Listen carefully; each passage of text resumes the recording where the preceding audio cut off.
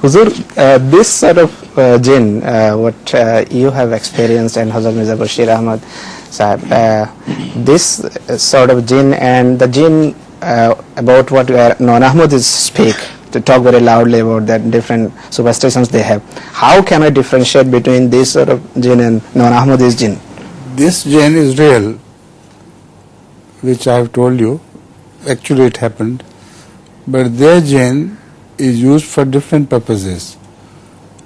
Those who enslave a jinn, they say you can ask jinn to bring you a cooked chicken from somewhere, and he will bring and give it to you.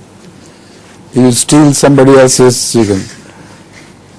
And if you love somebody and she doesn't love you, this jinn will go and make her obedient to you and make her love you, force her to love you, and so on and so forth. They are just imaginary things. There is no such jinn as they call. And what jinn I am telling you is actually real, exactly as it is. Hazrat